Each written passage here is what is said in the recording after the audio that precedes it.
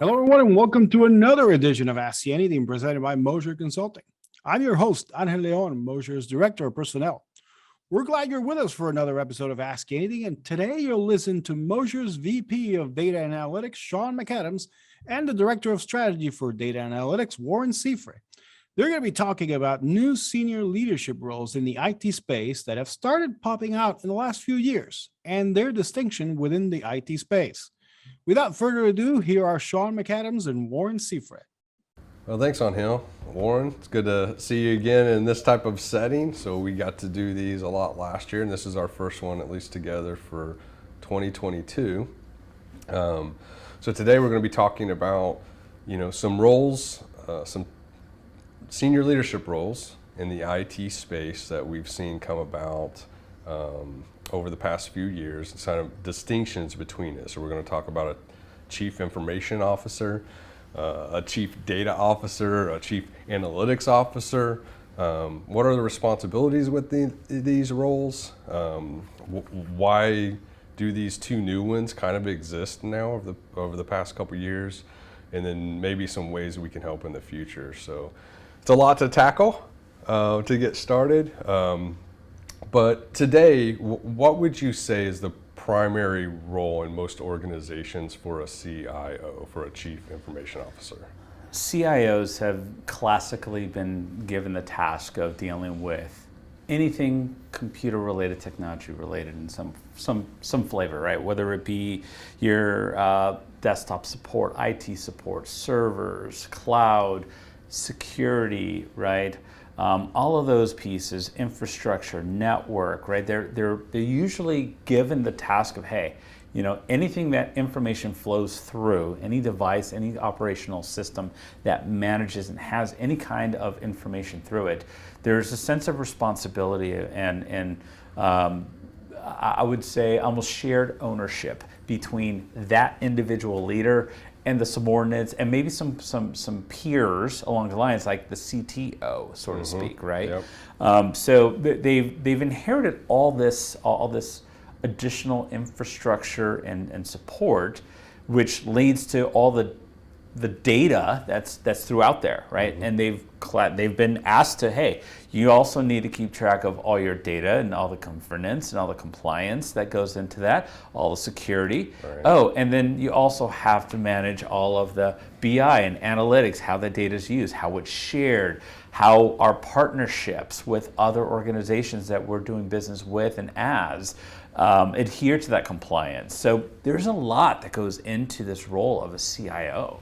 Yeah, and I think a good portion of them, we get to talk to them quite a bit. A good portion of our consultancy work that we do under your department within strategy of data and analytics is partnering, with these senior leaders and developing particular strategy. And so when we're talking with them, half their time is spent on the financial aspects of IT assets and vendor relationships, alongside managing the day-to-day, technical direction. So over the past couple years, because of the amount of responsibility that's on their shoulders, we've seen, organizations create roles either as a peer or reporting to a CIO that has responsibility within data or within analytics. And the first one that kind of came up was a chief data officer. So what was the delegation? What was a chief data officer sort of taking over from a CIO? What we've seen throughout the years is that the importance of data, the value of data, the power of data, right? Between all of the idea that with data I can take action against or for an organization, whether I'm nefarious, whether I am trying to do something good. So now there's this focus on needing to understand and recognize what is the data that we have. How is that being curated? How is it being used? Who's using it? Who has access to it? Where is it going? Where is it coming from? Do we trust where it's going? Do we trust where it's coming from? Do we have all those things in mind, right? Are we able to provide as the governance and compliance industry changes and more things are now a little more strict. There's less ambiguity, right? They're getting to be very specific of what is considered to be sensitive data and how it can be used and what your responsibility as an organization is, which is starting to increase the amount of awareness necessary to be able to adhere to those compliance. And there's there are constraints surrounding that, and there are consequences for not doing your due diligence, which means the act of ignorance, oh, I didn't know, those days are gone. Yeah, and so because data is so important, it's such an important to assets within an organization that's being recognized. You've seen the C-level suite create a person who's now, hey, you're going to be responsible for how the organization is going to get the most out of these particular data assets. But it was very data focused. Yes. Right? So you had the CIO who's obviously over all of the IT assets. There's way too much for this person to do. So let's subset the data assets to the chief data officer, and now they're going to be responsible for all the governance things that you laid out. Then comes along the CAO, and sometimes it got thrown in with the chief data officer, so you had the chief data and analytics officer, CDAO. But we've seen a lot of organizations create a new leadership role that's a peer, right, to a data officer, and called the chief analytics officer. Now the focus is switched, and it's not so much on the data from the chief data officer's role, but how you use it. So explain to me a little bit about what the responsibilities are usually for a chief analytics officer. So the CAO traditionally has been given the responsibility, as you mentioned, right? How an organization creates information out of that data, right? Are they building an analytical model? Are they building a predictive model? What are we doing from advanced analytics perspective? But I think it goes beyond that. It's not just how it's used, but also who's using it? What are the controls around it? What types of decisions within the organization do we want to allow this data set or that data set to influence those pieces, right? There's a lot of responsibility because, when you only have data and you're letting the business run whatever direction they feel is appropriate with the information they know, everyone's going to have a different path. And when you're asking an organization to start providing some consistent results, a repeatable decision process so that we can leverage some of the newer technologies, so that we can have the ability to be able to let someone have a day off, or when someone retires, that you're able to backfill that mindset because it's been recorded and established as this is how we make this type of decision.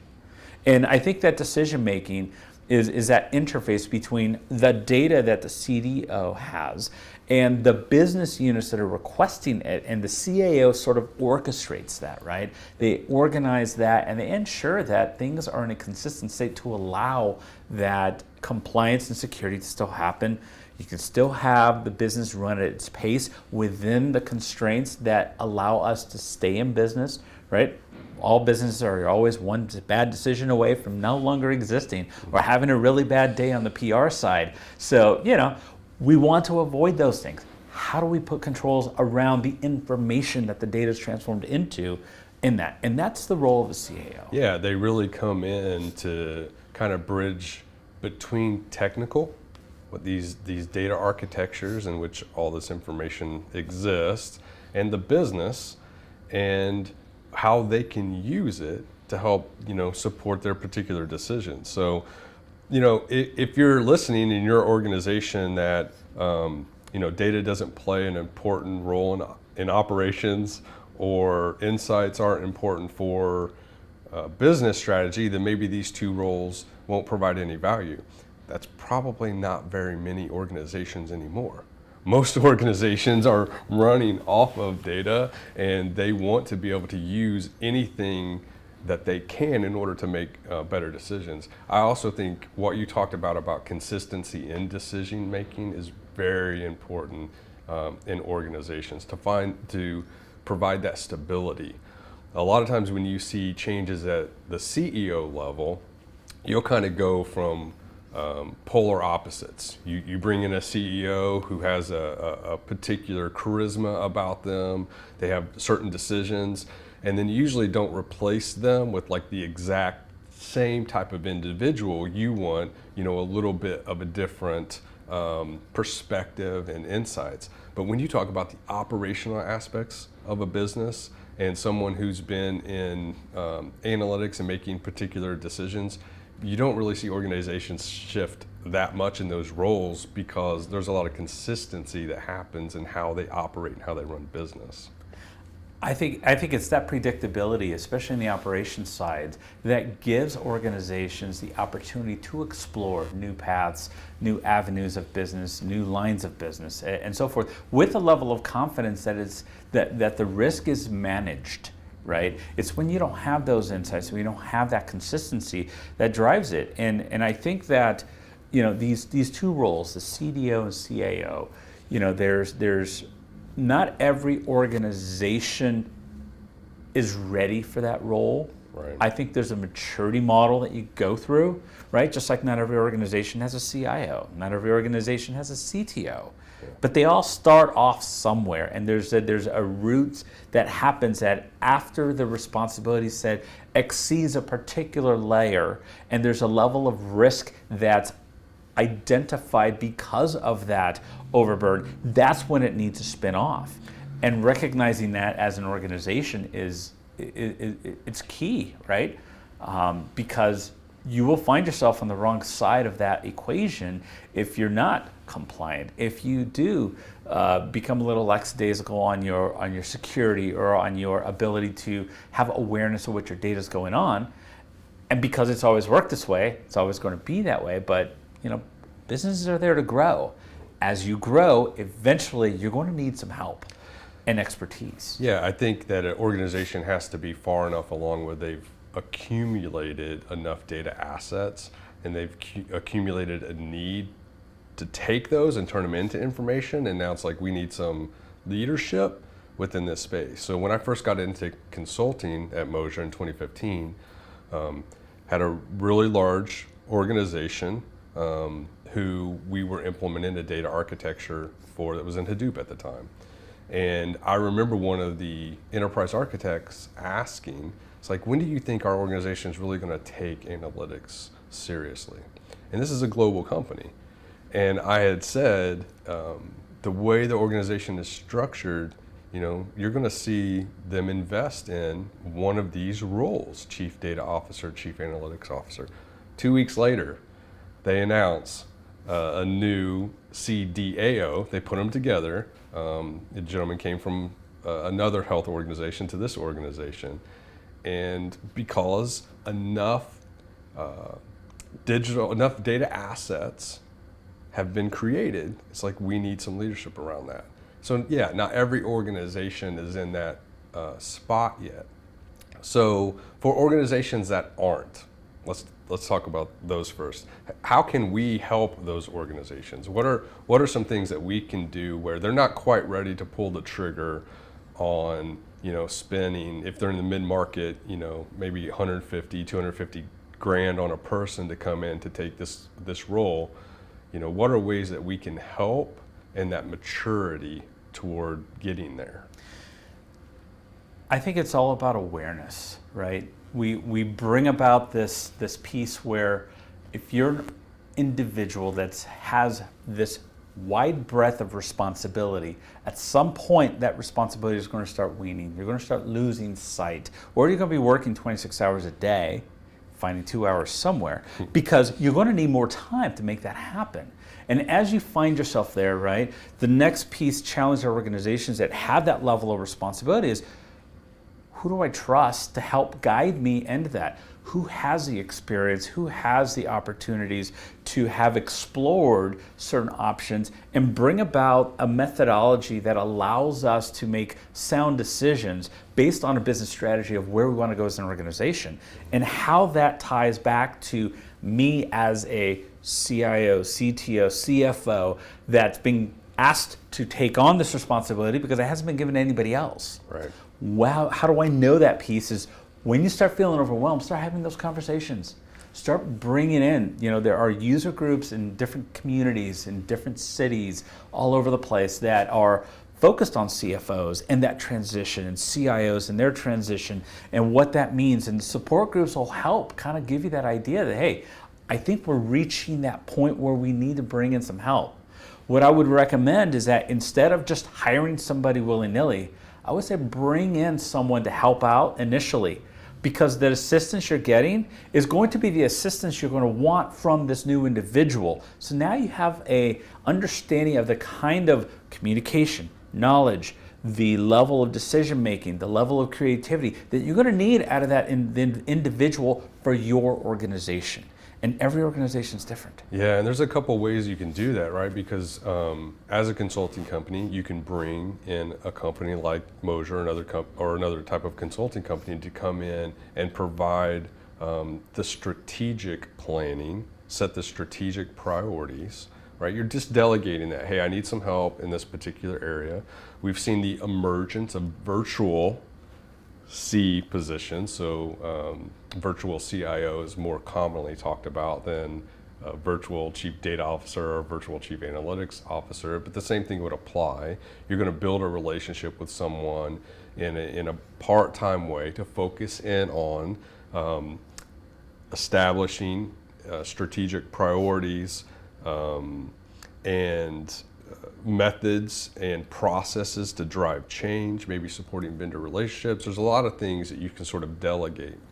So if you're an organization who doesn't have a CIO, isn't ready to go after hiring one, you can always partner with someone to do it virtually or just set those key strategic initiatives. I love the partnership in the virtual model because I think it creates the longer relationship, right? And you're going to get a lot more value about having someone connected over that period of time, not only formulating the particular strategies, but then overseeing them, even if they have to get help to execute and implement them, but they're going to be there for the whole time. Yeah, there's something to be said that the person next to you is going to spill the same blood in the same mud, right? Yeah. They're going to be in there with you. They're going to be in that fight. They're in it to win it with you, the way you need to do it, right? And when you find that right partner and you have that synergy that you start working where, everyone's clearly communicating, everyone understands the roles of delegation, right? And there's a level of execution that some of these strategies need that may go beyond or in parallel to what an existing organization has. And that's where having a partner, not only can they help you with the strategy part, but they might be able to help with the velocity of execution. Right, and the follow through, and maybe the handoff, and kind of going through that process of we're strategizing towards what. I want to become a $50 million company. I want to be a $300 million company. I want to be a company where I'm selling to 10 countries, not just 2. I want to diverse and take on the task of managing my logistics and having my own logistics branch and installer branch instead of just being a manufacturer, right? So having a partner where you're able to kind of throw those ideas around, not whether it makes business or financial sense, but whether it makes a strategic sense and how to potentially accomplish that with the eye on the prize that you want to grow and sustain it, right? Organizations grow really quick, and then guess what? They don't have infrastructure to support it, and it collapses just as fast. And that is where having the right partners, whether it be a full-time C-level person standing next to you, or whether it be a consulting firm like Mosier or somebody else that has that expertise within that industry, within that line of business, within that technology stack, and the goals that you're trying to achieve. I think they're all very crucial in being successful in that transition. And as you grow as an organization, you will recognize organically through that partnership, hey, it's time. Yeah. It's time to get someone to own this. Yeah, and you can even go a little bit, deeper down from like the virtual CIO into these virtual chief data officer, virtual chief analytics officer. And I love how you tied those two goals. So as an organization, I have these particular goals I want to hit. Let's all keep focused in on this. And then what are the strategies that we can implement to accomplish those goals? And then what tactics do we need to follow in order to implement those strategies? And I think that's a basic strategy map technique, and it's very, very successful. And that's why a lot of organizations use it. All right, Warren. So in closing, we went a little bit into what these roles are. We obviously can kind of dig in one-on-one with people about how we can help them. But let's get to like the real first question. When is the right time, do you think, for an organization to reach out for assistance as they're planning out, not the activities, not these particular roles, but when should we invest in these roles? I think there's two key milestones that usually trigger the awareness that these roles become very important, right? I think the first one is when there's a massive change in compliance that now all of a sudden your industry has to have a greater amount of awareness in that data and analytics space, right? Let's just say that the medical space was free for all, and all of a sudden someone came down with HIPAA. Well, guess what? You now have to have some controls. You need a lot more attention. You need a lot more. So that's one major facet that, depending what line of business you're in, if any kind of compliance or government controls come into play, that's probably a good time to bring someone in. I think the other one that comes in is when you're at that time of the organization where you have an aggressive push. And this aggressive push is not only increasing the operations or the output, but it's also changing some of the how you use and leverage data, the importance of data, the systems that you're using to track your organizational transactions, and all that combined. When you're on that journey and you're making your way through that, right? We get the opportunity to help organizations usually midway in that process, right? Yep. They need someone to implement this one piece or that one piece, and then we start having some conversations and we discover that this is the bigger strategy, this is what they're trying to do. When you're in that strategy phase where you're like, hey, you know what? We want to make an aggressive push to do X, and we need technology, we need process, we need data, and more importantly, people to be able to get that done. I think it's a good way to be able to, it's a good time to say, you know what? Let's get someone in here. If nothing else, we bring them in for a couple hours. They tell us we're doing the right thing, and we walk and they walk away. But hopefully they come in bringing something to the table, bringing a new perspective, bringing some fresh ideas, affirming that you're on the right path, and then helping you with that process of what it looks like to implement and to follow through for the next 3-5 years, right? Because these goals that you're setting hopefully have those types of legs. Yeah, I appreciate, Warren, you hanging out again. It's fun to kind of get back into this. If you are listening, last year Warren and I went through how to develop a data and analytics strategy. So we did a number of sessions last year, and we talked about how you organizationally deliver data and analytic products. Definitely love to get back in and to do some more stuff. I can't wait till we have some more conversations later. Adrian and Sarah, a couple weeks ago, while on Ask Anything, talked about human-centered design. You alluded to that a little bit when you talked about Chief Analytics Officer and the importance of connecting with the end user. So definitely, if you're listening, take a listen to that if you're interested in data and analytics and the application of human-centered design. Appreciate you hanging out. Thank you for the invite. All right. See you guys later. We'd like to thank Shaun McAdams and Warren Sifre for joining us this week to talk about these new senior leadership roles in IT. Ask Anything will be back next week with another great episode, continuing to dive deeper with our resident experts and what they're currently working on. If you have an idea or a topic you'd like us to explore, please reach out to us through our social media channels. In the meantime, please remember to give us a rating and subscribe to our feed wherever you get your podcasts. Until then, so long, everybody.